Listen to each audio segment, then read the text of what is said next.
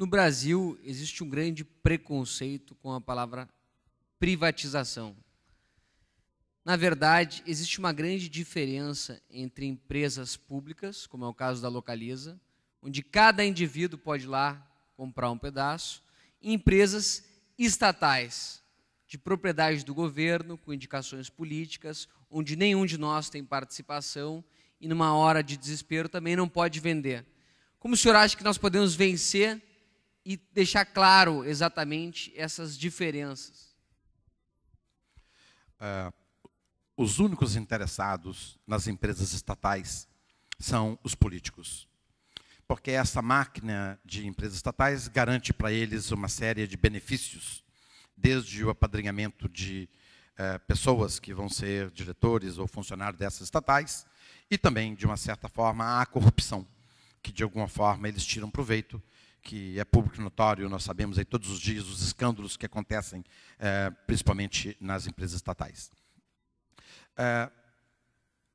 Sempre o governo diz o seguinte: esse setor é estratégico e deve ficar na mão do governo. Ora, só existe uma coisa estratégica num país, que é a educação. O resto tudo não é estratégico. O governo devia se concentrar em educação, porque educando as pessoas teriam poder de discernimento, as pessoas poderiam votar melhor, escolher melhor os seus políticos, as pessoas poderiam buscar empreender. Enfim, estratégico num país é a educação. Então, é muito comum no Brasil, ainda existe uma grande quantidade de políticos e até de pessoas comuns que acham que alguns setores devem ser privatizados.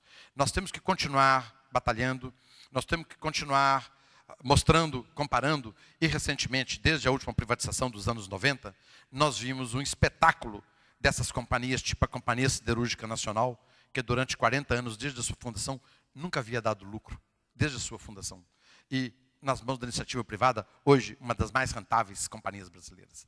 Então, esse exemplo está deixando cada vez mais os nossos políticos acuados, e eles não resistem efetivamente. Gradualmente, nós vamos pedir por mais privatizações, e eles não vão conseguir segurar isso por muito mais tempo. Eu acredito que a tendência é que nós não tenhamos empresas estatais. Vocês podem dizer, mas o Banco do Brasil e a Caixa Econômica Federal, nesse momento, têm sido importantes nessa crise. Não, os bancos brasileiros são muito bons, são muito sólidos. Não é a Caixa Econômica e o Banco do Brasil que estão, nesse momento, segurando o problema brasileiro.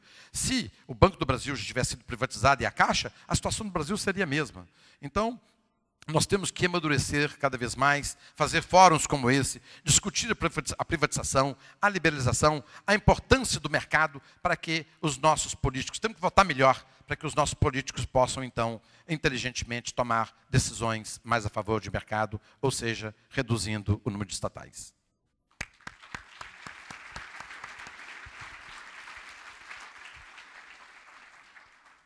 Durante muito tempo, alguns empresários se serviram do poder público. Pediram subsídios, reserva de mercado, tabelamento de juros. Isso mostra, muitas vezes, uma incoerência de valores. De um lado, querem a competição, mas de outro, querem ser protegidos, querem a benesse do Estado. Como o senhor vê hoje o perfil do empresariado brasileiro e essa meia-culpa que nós temos que fazer para avançar com base em valores sólidos e, acima de tudo, coerência? Nós temos que entender um pouco da história do Brasil. Lembre-se que Dom João VI chegou ao Brasil em 1808 com toda a sua corte. E naquela época era o mercantilismo, era o amigo do rei, em que ele destinava a seus amigos certas fatias da economia existente naquela época. E isso está entranhado nas raízes do nosso país e da América Latina. Nós precisamos nos livrar disso. E eu acredito que nós já avançamos muito nisso. Eu acredito que o Brasil hoje já goza de uma iniciativa privada muito forte e cada vez mais o número de dependentes do governo, ou de serviço do governo, ou de compras do governo, cada vez está sendo mais reduzido. E eu também acredito que as pessoas, até mesmo os empresários que de alguma forma hoje, por força de circunstância, isso aconteceu, ele depende do governo. O governo é um grande comprador, ele é um grande contratador de serviços. Então, ele tem uma certa dependência, não há o que negar. Então, eu acredito que esses empresários de hoje são mais sábios. E eles estão participando desse jogo, de acordo com essas regras do jogo hoje. Mas eles estão inteligentemente, sabiamente, se preparando para um jogo de mercado livre daqui a pouco. Então, eu acredito que o empresariado brasileiro tem dado demonstrações fantásticas no sentido de cada vez mais se afastarem do governo.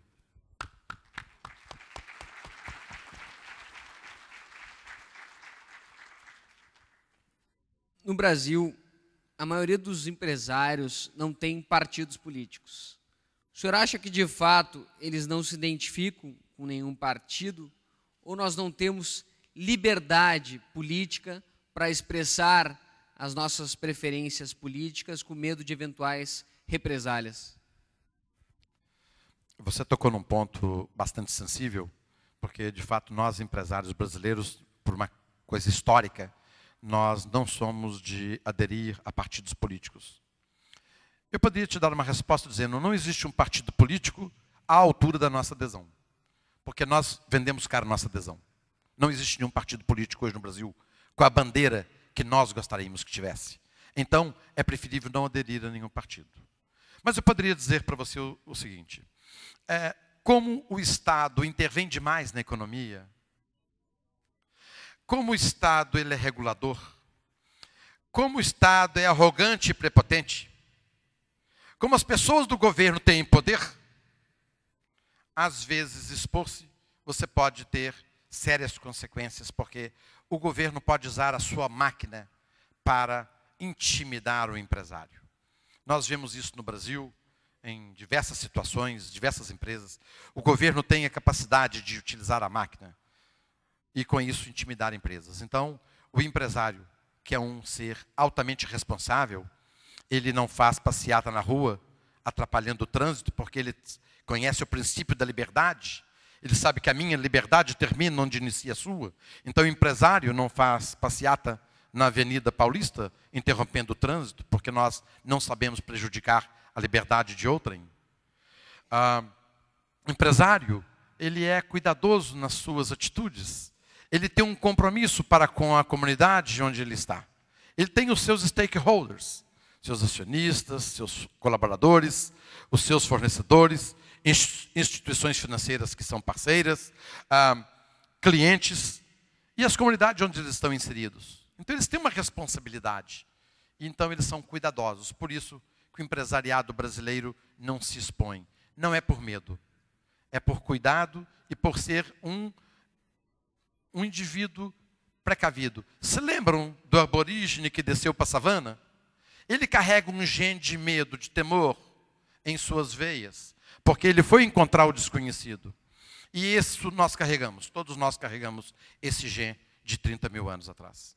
Então nós, empresários, também, de uma certa forma, somos cuidadosos e não queremos expor a nossa companhia e os nossos funcionários ao entrarmos numa situação de exposição na política ou, de alguma forma, expondo nossos pontos de vista que possam, de alguma forma, alterar o atual quadro e fazer com que algumas autoridades possam exacerbadamente retaliar as nossas organizações. Infelizmente, nós estamos no ano de 2009, mas existem retaliações por parte do governo que nós conhecemos.